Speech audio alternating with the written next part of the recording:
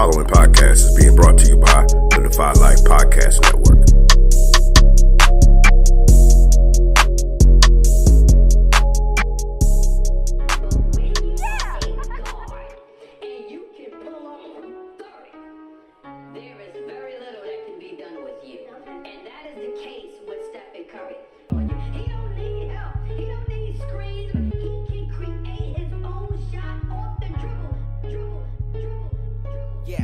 Yeah. Ooh, Coach put me in the game. I can hit the shot from half court. MVP of all sports. Coach put me in the game.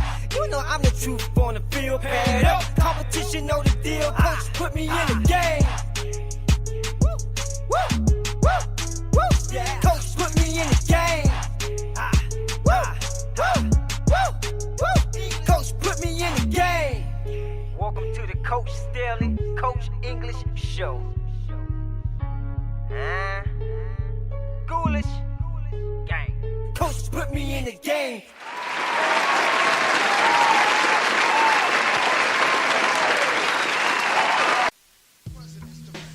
Welcome back to the Staley and English Show featuring Coach Kurtz. I'm your man, Coach English, and we are here in the building. We are in the Jew. And of course, you know, as always, I'm with my peeps, my bros, Coach Kurtz and Coach Staley. Coach Staley, I haven't talked to you in about a week. How's your week been? Man, it's been a blessed week as always. God's been good, family's healthy, sons are eating, wife haven't left me, so that's always good. Florida State and the Redskins won in the same weekend. That hasn't happened in a while, so that's big. Shout out to all the Cowboy fans out there. Other than that, all is well. Coach Kurtz, how things been going with you? Things are good. About to be best time of the year.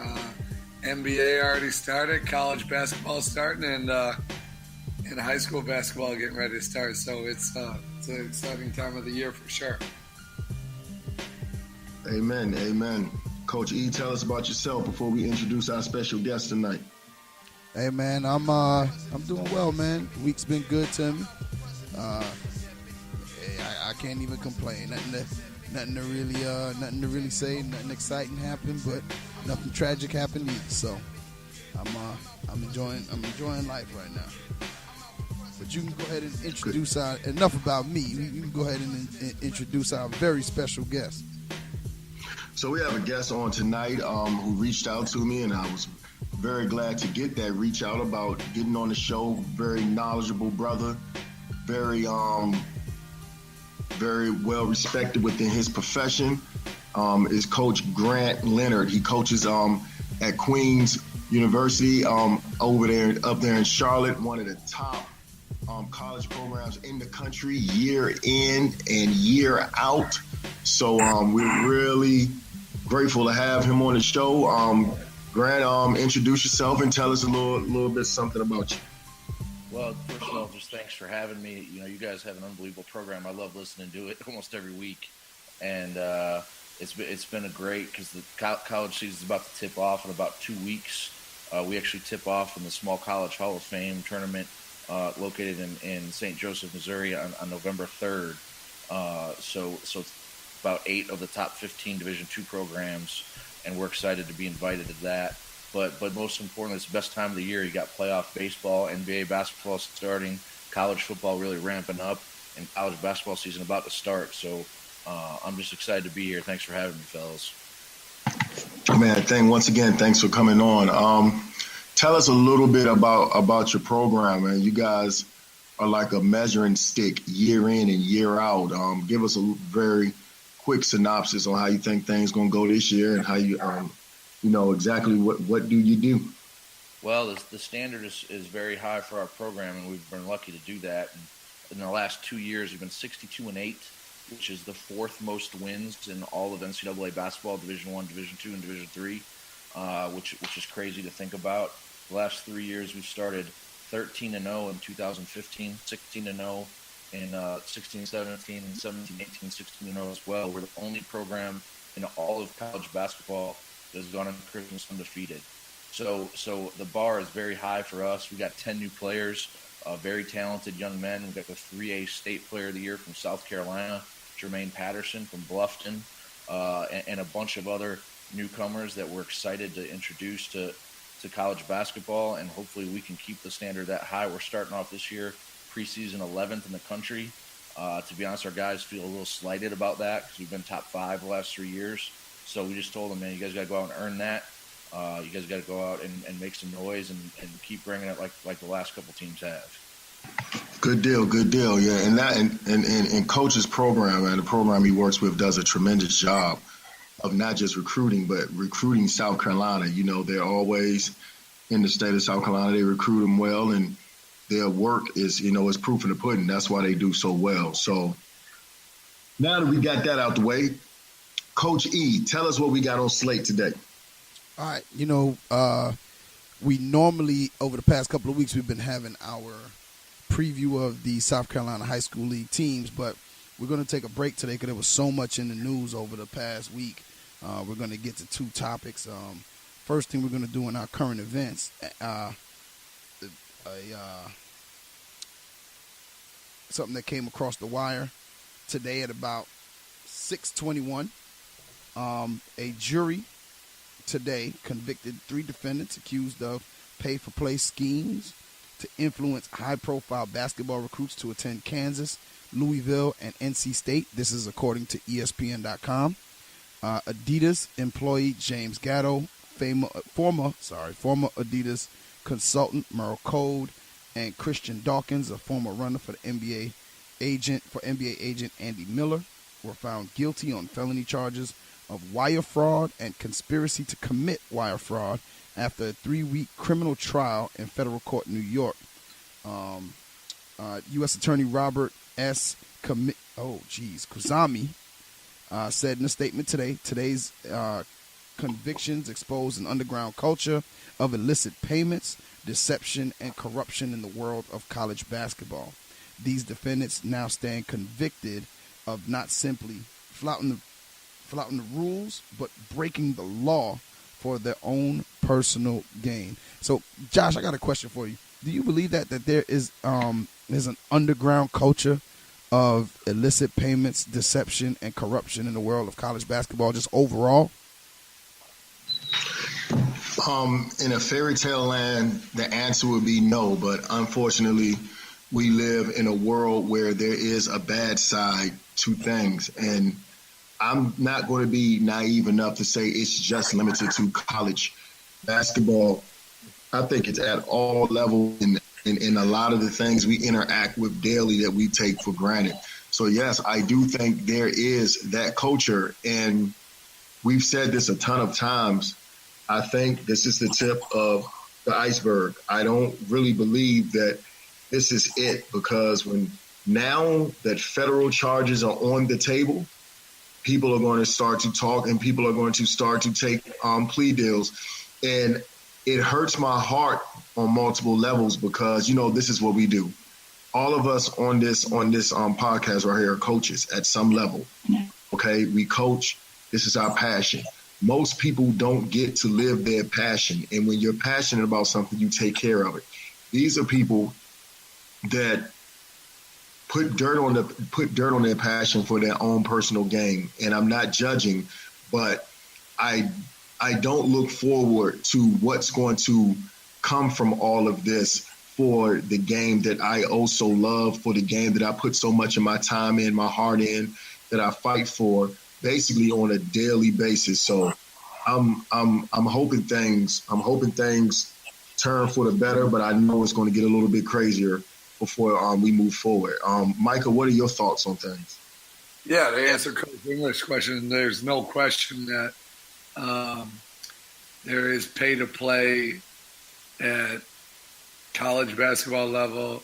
I would say college football as well.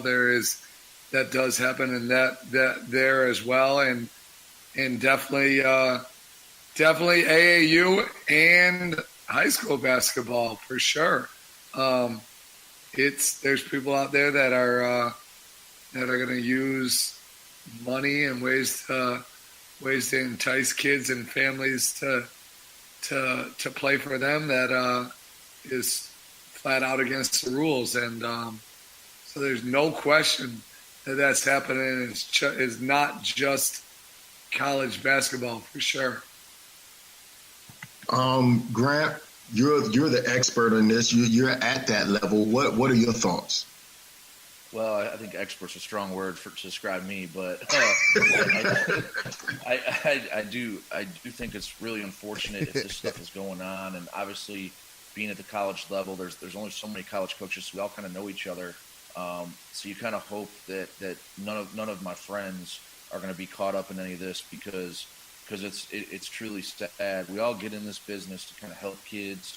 We want to help develop them. We want to better their lives through basketball. We want to use basketball to hopefully help them, see their life improve, learn life lessons in so many different ways. And so when money and power gets involved, it obviously corrupts a lot of people, and this is in every facet of life. And so you're just hoping that it's not gone so bad that you can't get it back. Well, Coach, let me ask you, since you are our expert, that was a great answer, but we like to we like real information. So, do you think that this is happening at at a lot of college levels or at a lot of college programs, or is this just these shoe programs? Like, you don't have to name your friends or anything, but in a perfect world, we'd like to hope that this is not happening. But in your opinion, do you think this is happening, or is this just being overblown by the media? Well, I definitely think there's some corruption going on, and the question that I don't have the exact answer is how involved the college coaches are in the process. So obviously this case exposed the fact that the shoe companies have been influencing young men to go to certain colleges, and they are benefiting. Their shoe companies are benefiting because of that. And it's whether the college coaches know. And I think that if that is true, which I do think it is true at a small level, at the highest level, but for the most part, I don't think most college coaches know. Because that once you get caught with this, you're done coaching. And how many people are willing to risk their livelihood and their families for one player? It's really hard for me to believe that this is rampant. But I do believe that there are college coaches that probably do know, or hopefully just turn a blind eye would be the way I would think about it.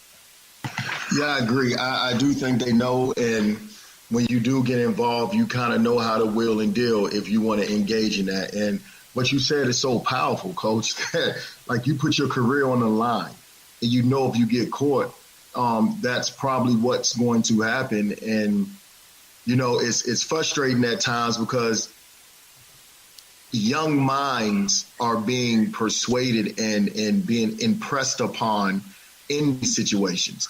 And the only way the world is going to continue to improve is if we teach the young people who are going to be our future leaders how to do it the right way. I know that sounds fairy tale, but people always say kids change. No, adults have changed, not the kids. And it's just so many things behind this, but on a personal note, do I think it's going to scare away all of the cheaters? No, I don't think it will. I think it'll put it on a little halt for a little while and then figure another way around, so. Well, here's my thought. I think that all sounds good and well, and we all can say, yeah, we hope that this is not happening. This is happening, and whether the head coaches at many of these big-time programs have 100% information and say, I know this assistant, I know this guy is paying this player to come, that might not be the case. But the bottom line, in my opinion, is these head coaches, the assistant coaches, they're the recruiters. Their job is to get players. And these head coaches are hiring these guys to get them players. And those assistants have that they have that pressure on them to get the players. If they're not going to get the players, they're not going to keep their job. So the head coaches is basically if somebody else is paying, they're going to say, hey, if I don't pay this kid, then I'm not going to keep my job. And the head coach isn't sitting there, in my opinion, I don't have inside information, the head coach isn't going to be like, oh, well, it's all right. I know you did it the right way. We're going to keep you. The head coach is saying, whatever it takes, you need to get me my player. I don't know how you got him, but you need to you need to get him. And so I think it's a whole layers. And like Coach Leonard said, maybe they don't have straight up information where they know, hey, I know my assistant paid this kid $50,000 or arranged for somehow for him to get $50,000 for us to get him. But at the end of the line, at the end of the day, they know my job is to get the players. If I don't get the players, like you said, my livelihood is on the line. You're making $200,000, $300,000, $400,000 a year as an assistant. If you don't get players, you're fired. And now what are you doing? So I'm willing to bet that a lot of these big coaches are going to roll the dice so that they can have 3, 4, 5, 6, 10 years of making $300,000, $400,000 a year and set themselves up for life. That's my thoughts. Yes, that's big, and that's actually just a very real perspective. And I agree with you, Coach E. Where's your brain on all of this before we close it out?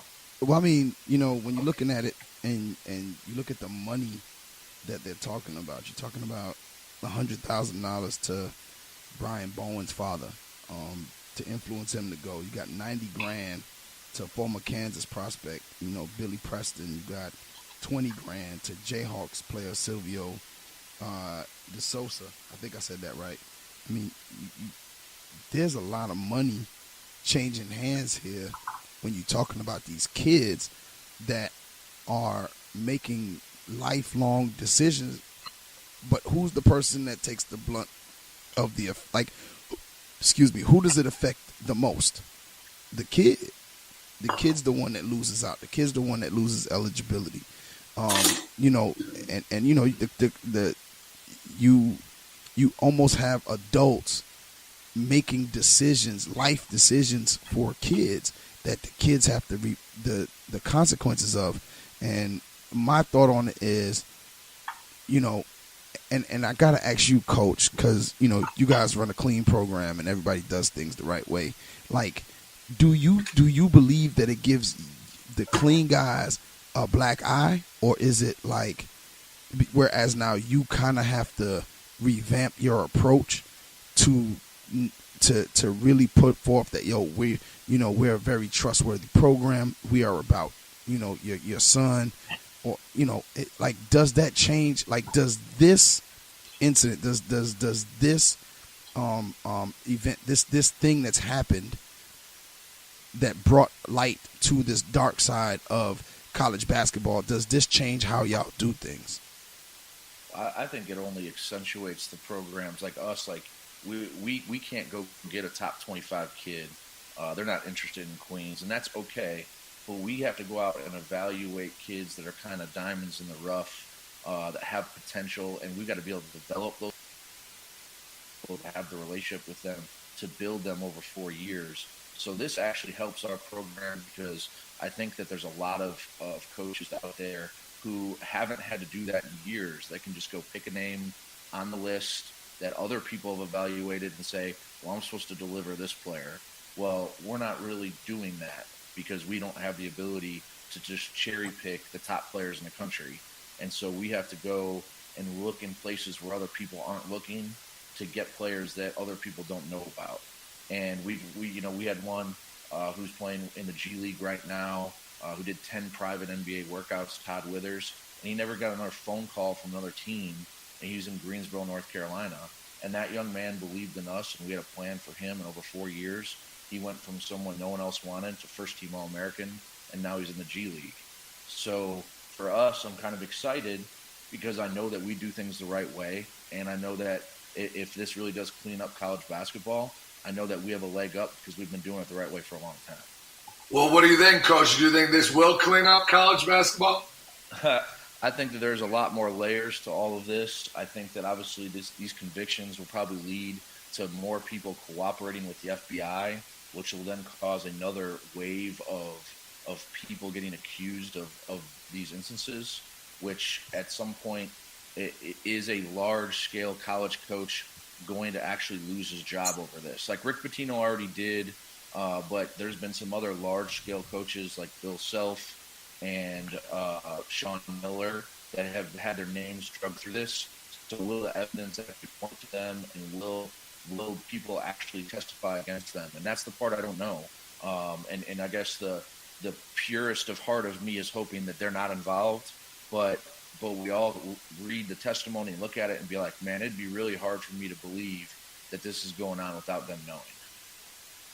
Yeah, it would be very hard. And even with, I know we got to close this thing up, but even with the situation with Zion name coming up, you know, Coach K, I know you claimed, I don't have to be politically correct on this one, but Coach K, I know you claimed that, hey, it's a blip and, hey, you know, it's not what's going on. But that's not what the federal court system is saying, Coach K. And, you know, and I know it might have frightened you when Zion name came up, because now people are looking at you like, hey, he asked Kansas for this. They didn't give it to him. And all of a sudden he goes at Duke. Now we're going to have to run a fine-tooth comb through your program. So it's either going to force it to be cleaned up, or it's going to force everyone to get looked at even harder. And I do think, you know, at the end of the day, I do think Coach K cares about his reputation. So I think he's going to try to put everything on the forefront and let people know he's doing what he can to run a clean program. But it's tough, man. And when you lift that rock up, you know, when you lift that rock up out in the yard, you see all the bugs and dirt up under it. Most people don't want to lift up that rock because they want no part of the bugs and dirt. And right now, that rock is completely lifted off the ground, and I think it's more digging to come up. But, yeah, because I just feel like there's no way to clean this up. People who want to do are going to find a way to do. And so I just think that it's the tip of the iceberg. I know we talked about it a little bit before we started recording. And, you know, shoot, are these guys going to roll now and just start giving up the goods on everybody because they're trying to save their own skin? You know, I think there's going to be more. I really do believe there's going to be more to come out. But I also feel like no matter how much comes out, I think until they find a solution for the issues that are ailing these people, it's going to continue to happen. Like I don't think there is a fix that can fix it. Period. I think you just got to deal with it on a case-to-case basis. I agree. Yeah, great point. I agree. And Micah, real quick, Micah, you would appreciate this. I had the opportunity to be on the Defy Life podcast last night as a guest, and they had the debate on whether to pay players or not. And I said, man, I wish Micah could have been on because of his stance on it. So it was a very interesting debate, but I told him I was going to try to get you on for a debate at some point. For sure. Yeah. Well, we can go ahead, Josh. No, go ahead. Segue us. That's the word you always use. Segue us to our next topic, what we came here for. Well, maybe argue about a little bit, because I feel a little arguey tonight. Do you feel arguey? Is that how you feeling tonight? I don't think arguey is a word, but you know. Man, I hear 2 Chainz and Drake make up words all the time. I can make up a word. Okay. Touche. All right, so tonight our topic is crossing the line. And that topic came about because in our little group text, we were discussing, you know, what we were going to talk about tonight, and we decided to talk about the Rondo CP3 situation. Now, everybody knows what happened.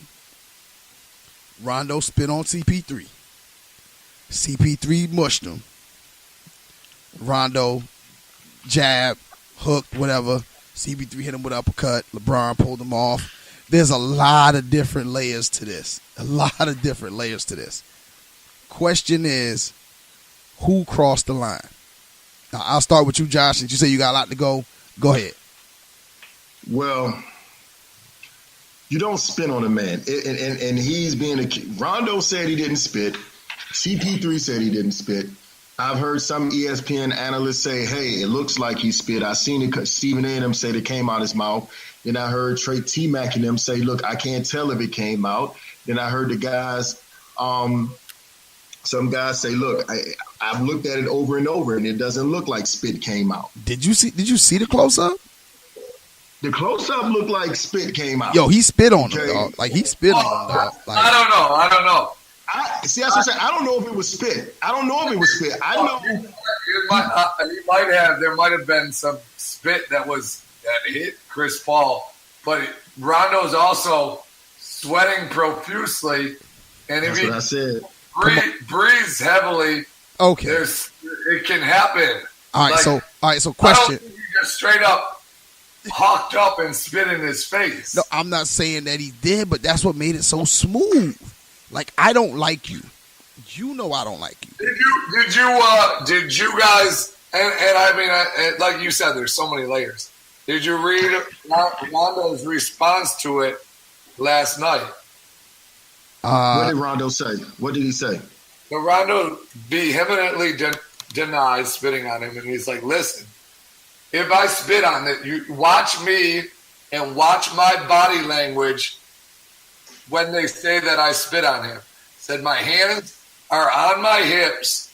I'm looking the other way right afterwards. He's like, if I intentionally spit on somebody, I'm going to expect them to retaliate. So if I really did spit on him, would my hands be on my hips? Would I look over the other way after I did it? Or would I be ready for this man to hit me in the face? And he said, I didn't spit on him because you can tell I'm not ready to defend myself because I'm not expecting anything. Now, Micah, so I heard that. From the video perspective of that way, I agree with Rondo. If I spit on somebody's face, I'm expecting them to physically retaliate on me. He doesn't look like he's ready. He's expecting anything. Yeah, but that's the thing. Like, I did hear that. I heard that today on, I listen to a lot of podcasts and stuff. So I heard it today on one of the shows I was listening to. But I will say this, wouldn't that be what makes it so genius? Like, wouldn't that be what, a smart person would do? Like, yo, I got this mouthpiece in. I could get a couple pieces off on him. He been digging in my ass pretty much this entire game. He been flexing on me this entire game. I don't like this dude. It could have been a slick way to, get that off. Like, I'm not saying that he did, but I just kind of feel like Rondo kind of calculated. Rondo ain't no idiot. Get again and say, Coach English, if you're playing and you got a rivalry with a dude and he spits in your face, are you just going to put your finger in his face or are you going to hit him? Now, let me say this. Did y'all happen to listen to Shannon and Shannon Sharp and Skip Bayless? Shannon said Chris Paul should have got 20 games. He was like, because if a man spit on you, you need to give him some dental work. He said you need to unleash. You need to give him all bits and pieces of that smoke. And that's my point. That's what I'm saying. And Rondo referred to that as well, where he's like, listen, if any man thinks that they intentionally got spit on, they're going to come at you and fight. He's like, so Chris Paul just put his finger in my face, and then immediately after the scuffle was broke up, he went over and told everybody he could think of, went over to the scorer's table and said, he spit on me. He spit on me. That's not the natural response most men will have. They will keep trying to attack somebody and, like Skip Bayless said, get 20 games because they felt completely disrespected. So, I just think it's real. Like this. There's so many layers, but I both sides. Grant, what you think, Grant? Before I say what I got to say, what you think, Grant? First of all, I love this topic. This is like barbershop at its best. These dudes got so much past. Like, they've been playing each other for years, and who knows what. I mean, because first of all, they weren't even the ones who started this whole deal. It was Brandon Ingram and James Harden. So the fact that these two got into it is kind of comical to me, because this had to have been brewing for years, and it spilled over. I don't think that Rondo purposely spit on Chris Paul, but in the end, if he did, I would think, knowing Chris Paul, because obviously in college when he got mad at a dude, he punched him in the nuts. So it's not like Chris isn't like against hitting people. So I would think if he really got spit on, he would have jacked up Rondo right there. Yeah, I agree. See, the reaction. It's a few things you can't fake, and one thing is that in the heat reaction, you can't really fake that. And something did come out of Rondo's mouth, but he got a mouthpiece in. It's a heated moment. He had been talking to Chris Paul back and forth. He takes a deep breath. Some stuff comes out his mouth. I don't think he intentionally did it because, like he said, if you spit on a man, you're looking for him to punch you in the face. As much as Rondo hates Chris Paul, I don't think he's willing to take a punch in the face from him just to set it up to make it look like he didn't spit at him. And then secondly, here's what I'm going to say. Like Grant just said, Chris Paul has been he's punched a man in the nuts more than once. Okay? He's so it's safe to call Chris Paul a nut puncher. Okay? So we go there. If you look back at the video, see, they don't show this side of the video a whole lot. Chris Paul was really flexing in Rondo's face. Like he folded up his arms. You know how you doing that talk, like what you gonna do? I'm right here. He had his arms folded. He was rocking his head side to side. Like, yo, I'm really about to pop off on this dude. I don't know where y'all from, but when a man fold his arms up into your face and start moving his head side to side, it's about to go down.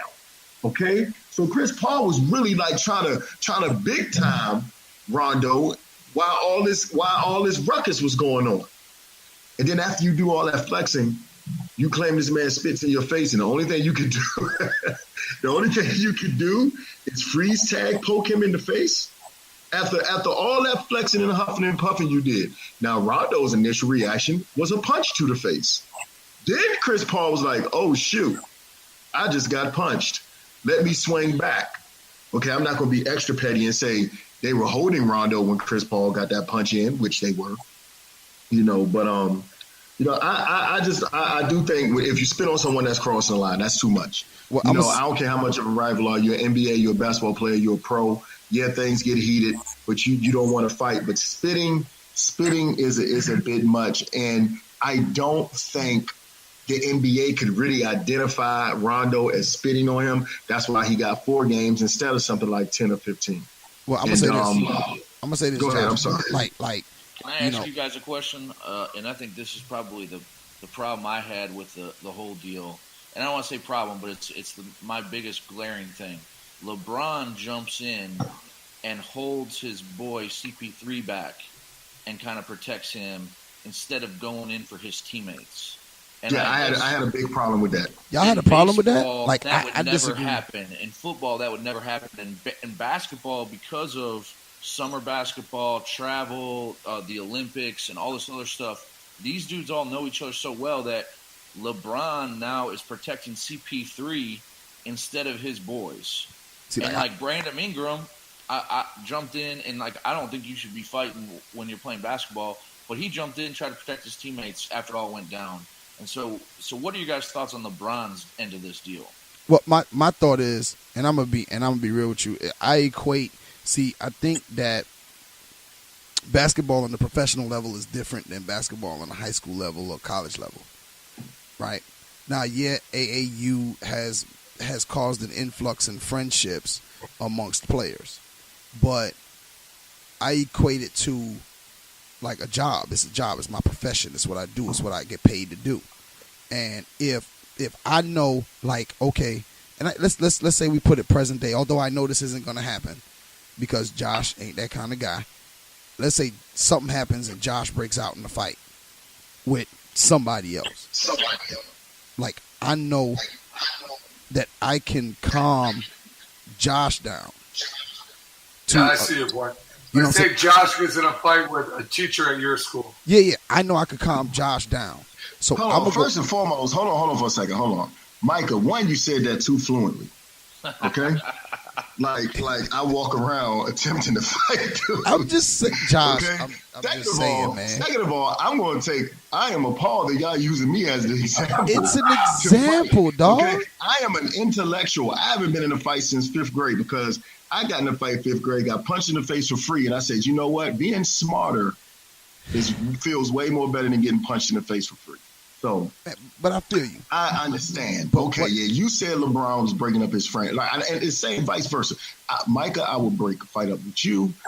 Coach E and Yusuf, I would break up a fight with you. And Grant, if I saw you getting down, I would break the fight up with you also. But here's the thing that might linger later on. Go back and look at the scuffle. Even though I think LeBron doesn't fight because he might really hurt someone. But look at the scuffles LeBron got in the past. His teammates immediately jumped in that foxhole with him. They didn't try to see what was going on. They didn't say, hey, man, what are you fighting for? They jumped in the foxhole with him. And Lakers are 0-3 right now. They're staring at potentially going 0-5. And the only way you get out of slumps is to know that the dudes you're going to war with are willing to jump in that foxhole with you if it's a doggone grenade in the hole. And LeBron, I'm a LeBron fan. I love LeBron to death. But, yeah, you grab CP3. Don't get it twisted. Yeah, you got to be a peacemaker. Be a peacemaker. But you easily could have grabbed your guy. You could have grabbed your guy and made peace with him. Because at the time, Coach English, here's my rebuttal to you. You're right. You're a job. You're a pro and this and that. But at the end of the day, you're getting paid by the same organization as Rajon Rondo right now. So your commitment should be to that guy you're getting paid with instead of the guy you go fishing with over the summer. See, but Josh, you can't. But Go Josh, ahead. I'm going to tell you why I disagree with you there. Why I disagree with you there is the fact that, shoot, in a couple of weeks, Rajon Rondo could be in a different city playing for somebody else. We talking about right now. We're not playing the future. You can't look Cleo. I understand what you're saying, but my point is you can't like if I got the future. Here's my thing, and at the end of the day, all we have to rely on is our human instincts. At the end of the day, instincts kick in the heat of the moment. Instincts kick in, and so if I'm thinking about if something was to break out, no matter where, and I know that you're at the heat, like you're in the heated part of the battle, and there's nobody really, like there's nobody to calm you down. I know you're going to hear me. If I know that, see, like Rondo, I ain't got that bond with Rondo like that. Like we just became cool. And I understand the optics of it, but the optics of it are messed up, and I understand that. What I'm saying is, in the heat of the battle, in that moment, I don't really know you. I know him, and I know what I got to do to calm him down. So, to de-escalate the situation, let me get him, and hopefully I can get, like, somebody can get that, and we can somehow figure out a way to get it taken care of. Because, like, LeBron ain't a person who get into stuff. He's a person who's, like, usually the peacemaker. So, and he is extremely cerebral. Like, y'all try to tell me all the time, the man's a thinker. You mean to tell me he didn't diagnose the situation as it was happening? Well, here's my thoughts, because I kind of see both points. And, I mean, obviously we like to think of, we think of our teammates are guys that we go to war with. And we've never coached at the professional level. And like you said, Coach English, the pro sports is a little bit different. Pro sports is a business. So I see a little bit of both points. What I would think, in hindsight, would have been much better for LeBron. Like, yeah, that all goes down. And I've seen plenty of times where there's a scuffle and people are pulling people off, and they pull other players from other teams off. LeBron grabs CP3. Pull him away from the scuffle, and then go back and get with Rondo and the rest of the team as things are broken up. The one thing that I have an issue with really is LeBron pulls CP3 off, and then he takes him, them two go on a walk the entire length of the court, just them two talking and LeBron calming CP3 down. He doesn't need to do all of that there. Break up the scuffle. You grab your boy, grab CP3, get the scuffle broken up, and then go back with your teammates. That's my thoughts on that. I feel you 100%. Coach English, can I ask you a couple of questions?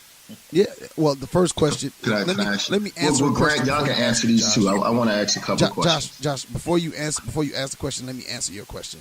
Yes, Josh. You don't even know what I'm about. If you were to get in the scuffle, Josh, I would be there for you. I would be there for you, Josh, all day, every day.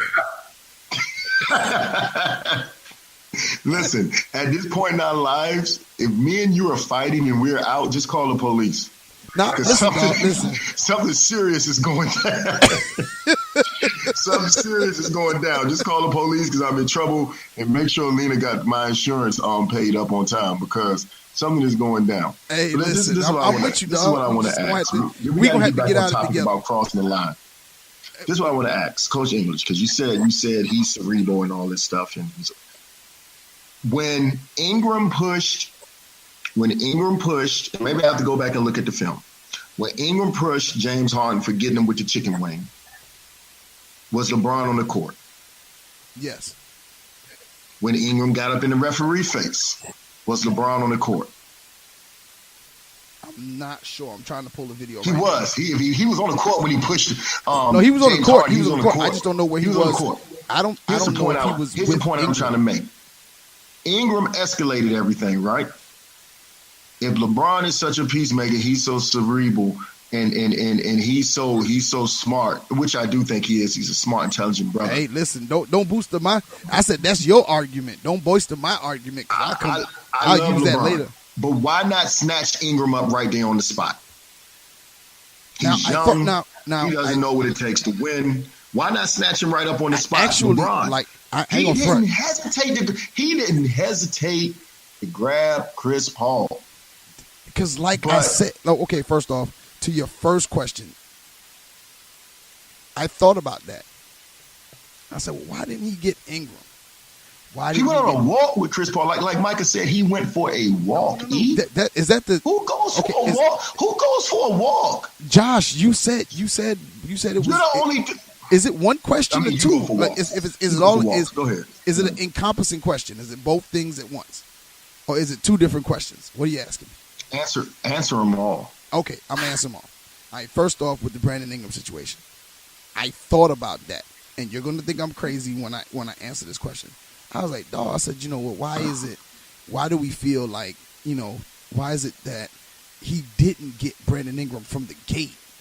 I know even if he didn't see him push, if he didn't see him push Harden, I know he saw him arguing with the ref. And I don't remember seeing the video, but I'm like, yo, he's on the court. You gotta see it. And then the next night after the suspensions are handed down, how much does Kyle Kuzma go for? 37. All right. As cerebral as he is. So you're saying LeBron sabotaged that? I'm not saying he sabotaged him. Y'all continuously say the man is smart. I believe the man is smart. What I'm saying is, you mean to tell me that Brandon Ingram, this is the first time that he's had some type of blow up like this? In the heat of the moment, people's true colors show. And Brandon Ingram's true colors shown. Now, I don't think everybody in the organization has the same faith in Brandon Ingram as Magic Johnson likes to put out, like he did on First Take the other week.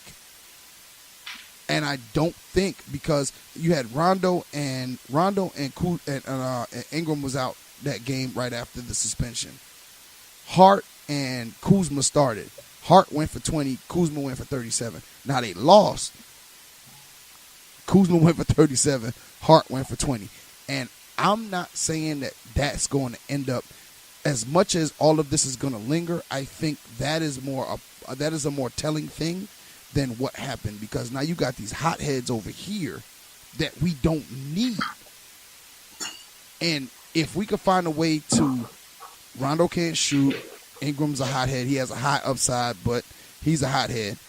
I don't know if maybe I'm thinking too much, but I don't think LeBron just lets answer the that question go for you. without Are thinking too much because Ingram's not really a hothead.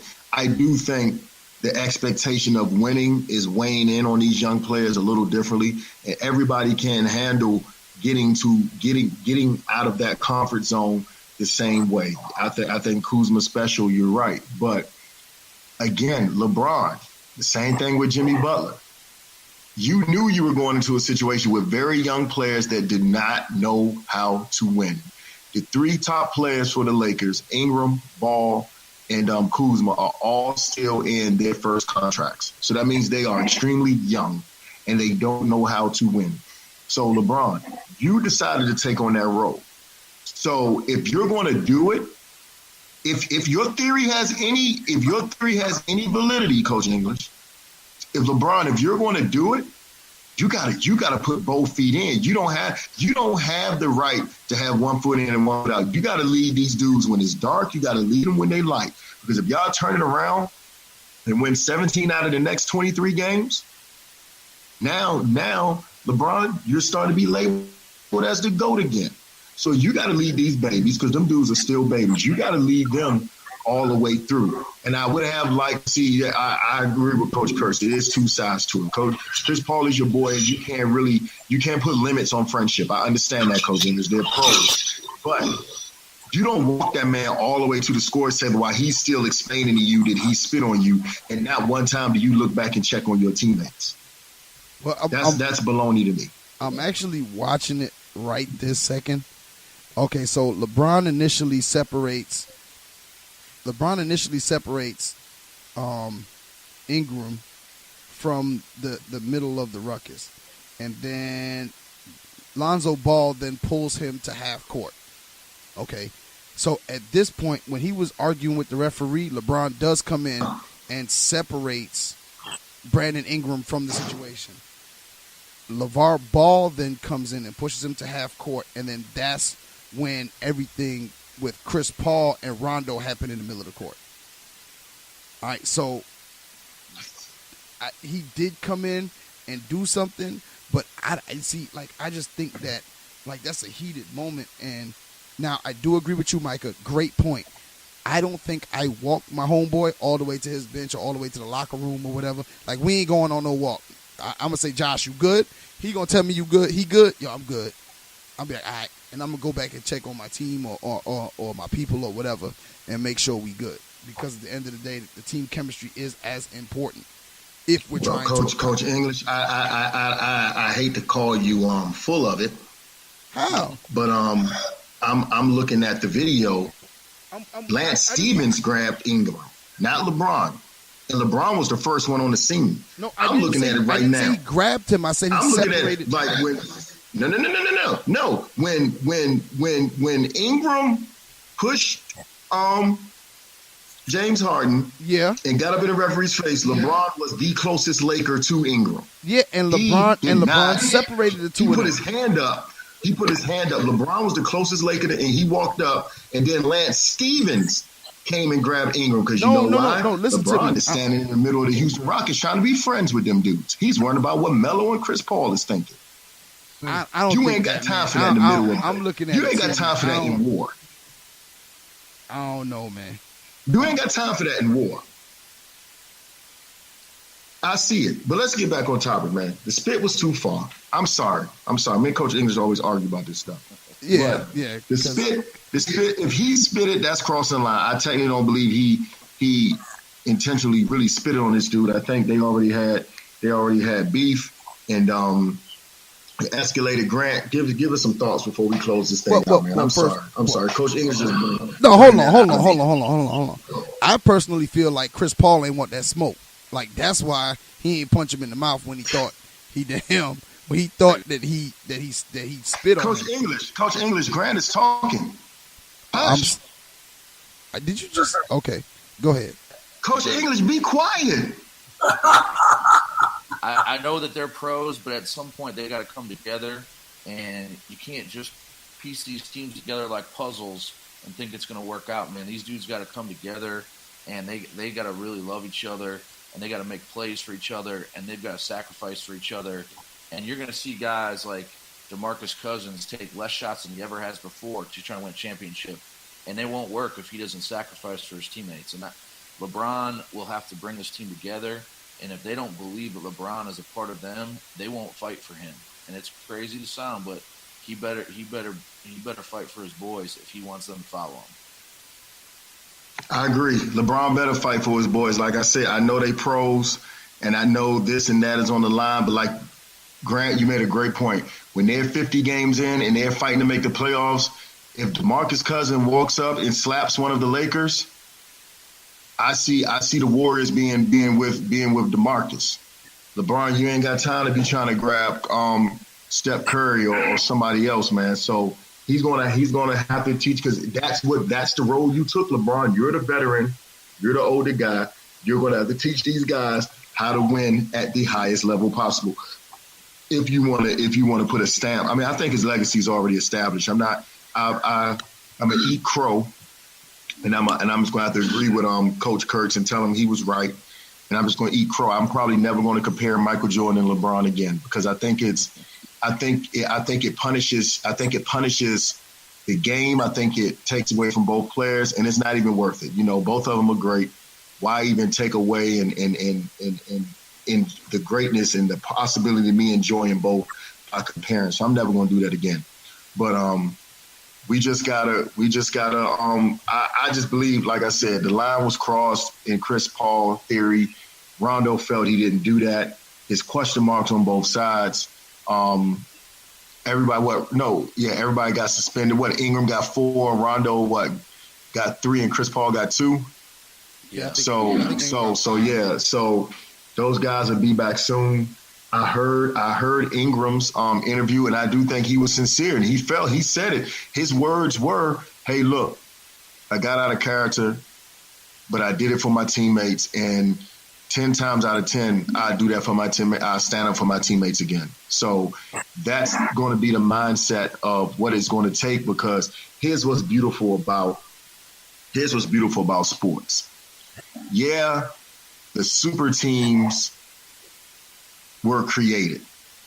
But in the process of the super teams being created, what was everybody saying about basketball? Oh, man, it's getting soft. Those guys are friends, yada this, yada that. You know, it's just not like it was in the 80s, in the 90s, in the early 2000s, the 70s. The game isn't the same. Those guys are soft. However, because of the formation of the super teams, evolution is occurring again in the game of basketball. The only way you're going to be able to beat these super teams is literally with a fight mentality. You aren't going to beat Kevin Durant and Steph Curry and Draymond Green and Klay Thompson and now Boogie Cousins with a cute mentality. You're going to have to be ready to strap up, put the brass knuckles on, and literally fight these guys tooth and nail and do whatever it takes. Sweat, bleed, and cry and do whatever it takes to win these games. So that's what makes sports beautiful. And that's why I'm not quick to jump in on that popularity train to say, oh, the game is softer now. No, it's just how it is. The game always evolves. At one point, I know y'all remember this, all of y'all are old enough to remember this, but at one point, in the 80s when Alex English and those guys were scoring, people were scoring like 120, 130 points a night. You know, we easily could have said, oh, the game is soft, they're not playing D. Then when the 90s, late 80s and 90s came around, dudes were struggling to score 105 because it was such a defensive game. Now it's an offensive game. Now it's going to get back to guys scrapping and try to fight. But was the line crossed? I don't know. Should you ever spit on anyone? No, you shouldn't spit. The only time you should spit in a fight is in a boxing match, is when you're spitting in the bucket. Okay? So I'm like Coach Kurtz. I really don't believe he spit on him, but in the same breath, if Chris Paul felt he got spit on, you got the right to defend your integrity, but I really don't think Chris Paul wanted to fight. Micah, you got any closing statements? I do have something interesting that I just popped up on my phone, but we can close this topic. Go ahead. What you got?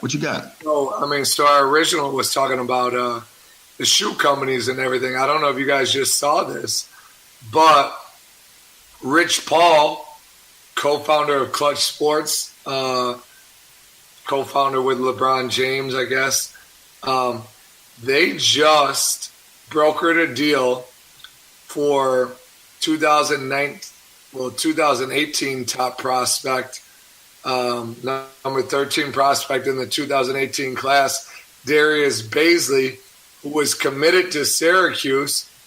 Then he decommitted and was planning to play in the G League this year, straight out of high school.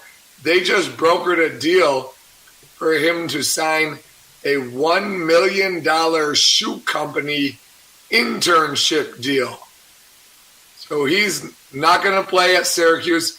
He's not playing in the G League. He signed a 3-month deal to work at New Balance for $1 million and will then train and then enter his name in the 2019 draft. And Rich Paul just said, which is definitely true, that this deal is the product of a broken system. So, I mean, you can't be mad at Darius Baisley. He's about to make $1 million instead of going to college, instead of going to the G League, make $1 million for 3 months, and then get top-of-the-line training and get ready for the NBA draft 2019. So that just popped up on my phone, and that's extremely interesting. We'll see if that becomes a trend for sure. Yeah, I saw that because Jim Boeheim was pissed. Yeah, that's something to go. I'll give you a chance, Coach Staley, but I just was reading that too.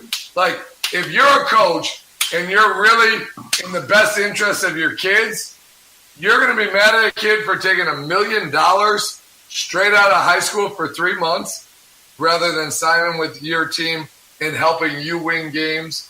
Yeah. Would he have helped you? Yeah.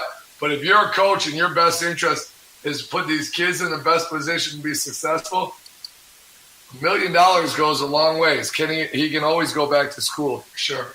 No, I agree. Yeah, Jim Boeheim was pissed, but I don't think Jim Boeheim would tell one of his daughters not to sign a contract like that, not to sign a deal. So he was pissed, but it's a broken system. And the system is going to have to be fixed very, very thoroughly in order for everyone to feel like they aren't, you're never going to have everyone feeling like perfect or like they're not being slighted, but it's a broken system, and you're 100% right. I mean, he's going to get to train, he's going to do a 3-month internship, and he's going to get $1 million out of it. And he's going, like you say, he's going to train with the best, with elite training, get all type of tips from pros, and then he's going to chase his dream. Most people don't get to do that, and he can go back, and he has the revenue to go back to school and get a degree if he chooses. So if he manages his money well. So I agree. That is tough. But I guess we're getting to our closing statements, our shout outs at the end, and we'll bring the show to a close. Coach E, what you got for us?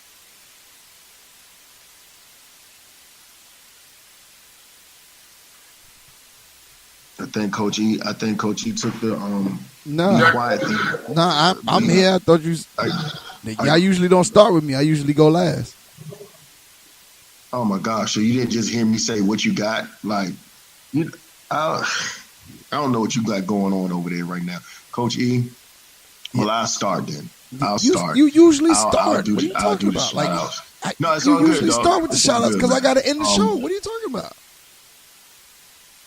No, it's all good. I know the weather's changing, man, and y'all up top dudes, man. Y'all act a little different when the weather starts changing, man. No. So, see, y'all, the people, you see, the Washington Redskins and the Florida State Seminoles start winning a little bit. You start acting a little different. It's cool, though. It's about time. It's all good. All right, let me go ahead. Go ahead. Go ahead and get into my shout-outs, man. Well, actually, let the guests go first. To the cop. All right, go ahead, Grant. You can go first, though. Go ahead. First of all, thank you so much for having me, fellas. Like, unbelievable, entertaining segment, but we talked about some real stuff.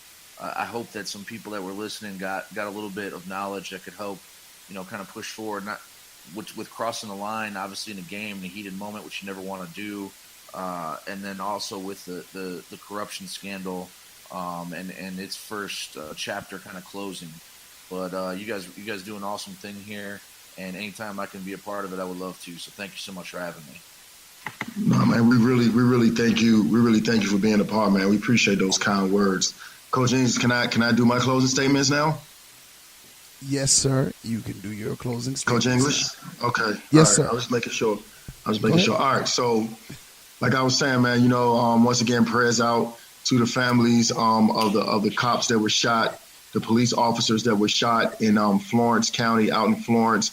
Another cop passed away, I think early today or late yesterday. A young lady, an investigator, she passed away, and just from trying to do her job. So prayers to that family.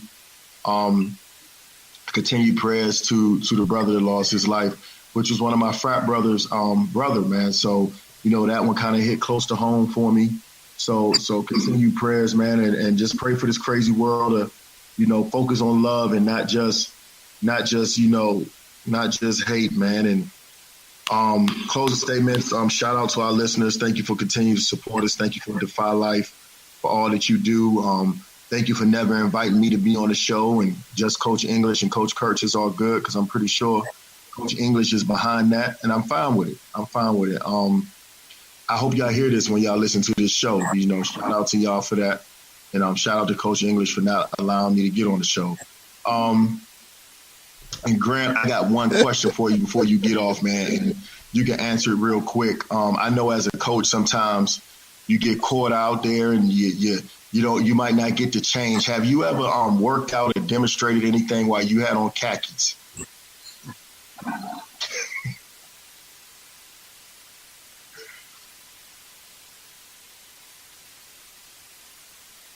Yeah, and it's rough, man. Have you ever had to demonstrate like a squat or like a mile run while you had your khakis on?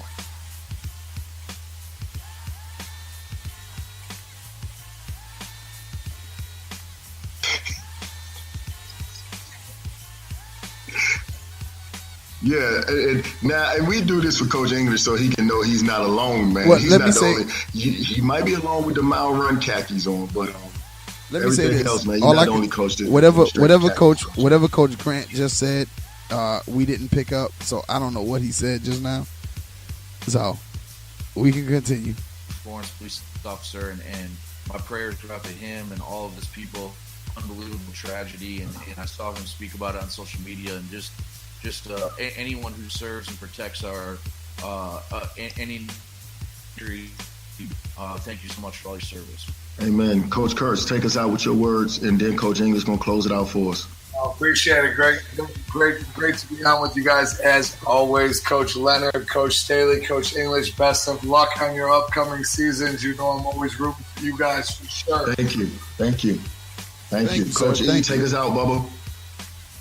I would like to say that our From the Staley and English show, just as Coach Staley said, just as Coach Grant said, that our prayers and thoughts go out to Officer Farrah Turner, who died recently after three weeks after being shot with 6 other officers.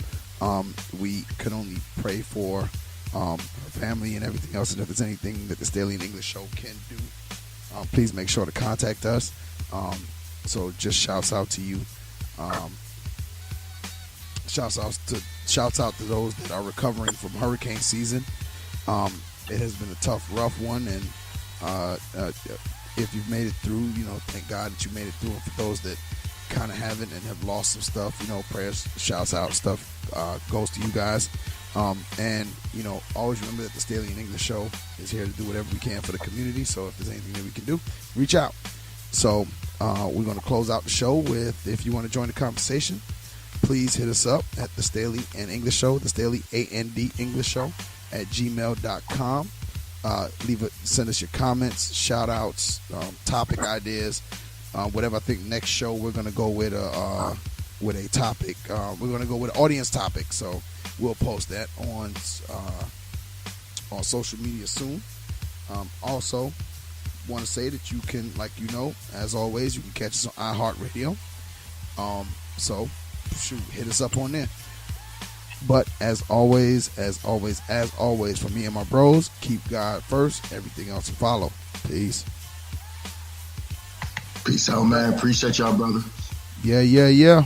Appreciate you guys. Always a pleasure. Always a pleasure. Talk to y'all soon. Yeah. All right, fellas. What the fuck? Shh. You hear that? Listen closer. That, my friend, is the deafening sound of focus. It drowns out all the useless noise that can clutter the moment. Naysayers don't exist. Haters? Smaters? The peanut gallery? Who's that? When you in your zone, all that noise and all that buzz is just elevator music. So, enjoy your journey, focus on your goal, and bask in the quiet roar that is progress.